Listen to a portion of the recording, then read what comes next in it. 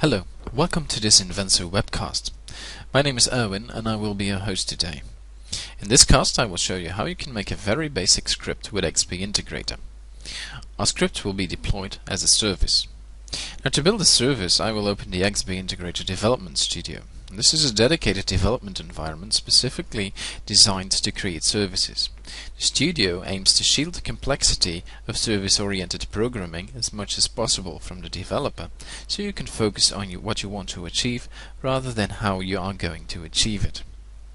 On the left-hand side of the screen you see the central repository of the XBintegrator server. Within that repository you can define projects. Now in this case I have created a project called My Presentation. Now let's add a script to that project. To do that I right click My Presentation and I add a new item which I'm going to call Say Hello.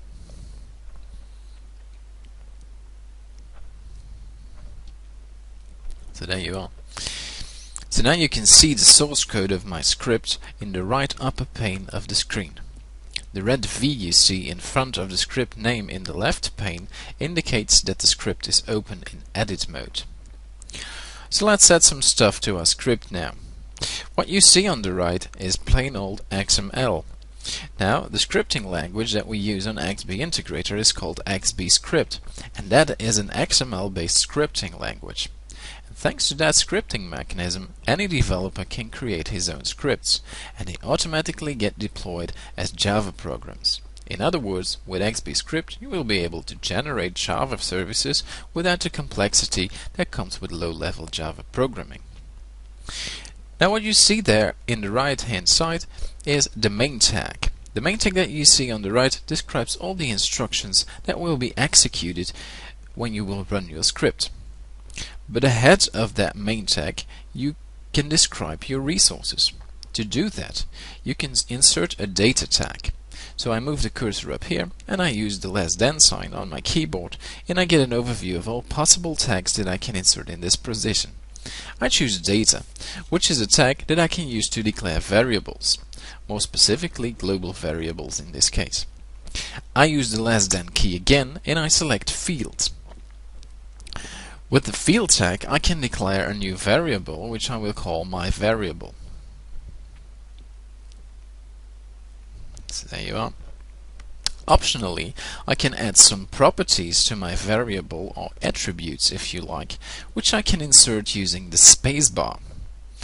Well, to keep this script as basic as possible I am not going to add any attributes to my variable here. So let's move on directly to the main part of my script. Once again I can use the less than sign to get an overview of my options, and this time I'm going to select the set instruction. With the set instruction I can adhere a certain value to my variable. So I'm going to type the name of my variable, but as I don't want to be typing all the time the same names over and over again, I use Control Space for auto-completion, a great way to avoid typos as well. By the way, instead of auto-completion I can also use prompting. When I hit the F4 key I get an overview of all the variables that are available for my script, and to select my variable from this list I simply hit the Enter key. But I was going to add a value to my variable, and to do so I'll have to fill out the value property. This value can be anything really. So I'm going to type, for instance, XBintegrator is great. Now you notice that I typed the value between single quotes, and that is to indicate that this value is a string literal. The next instruction that I'm going to add is the log instruction. With this instruction I can add a user message to the log file that is automatically generated when you run your script. Once again I can set a value property here, so what I am going to type is value my property is, and then followed by a plus sign and the name of the variable that I want to concatenate. So that's it, my script is finished. So now we can go and test it.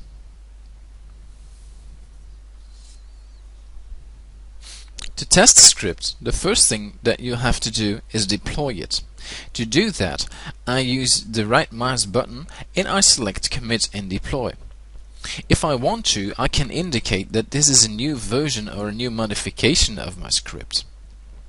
And I have a text field here that I can use to describe this version of or modification of my script.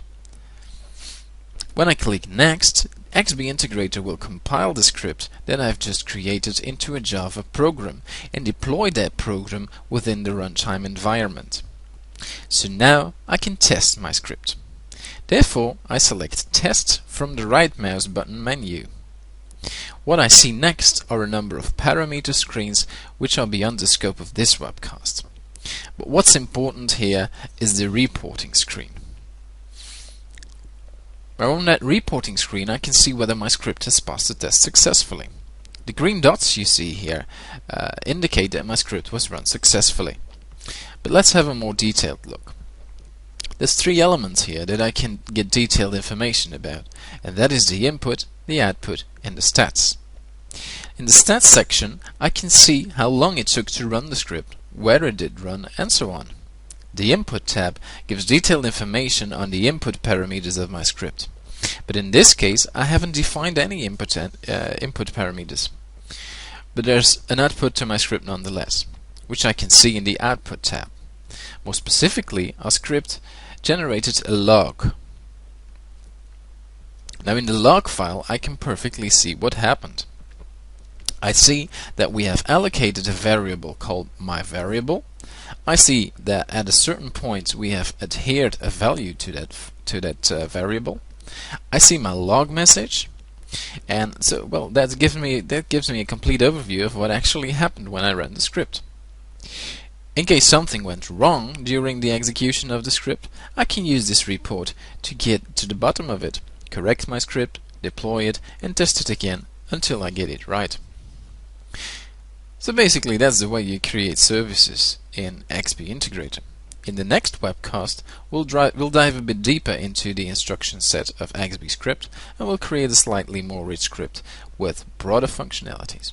For now, I thank you very much for attending this webcast and I'm looking forward to seeing you again on www.inventor.com.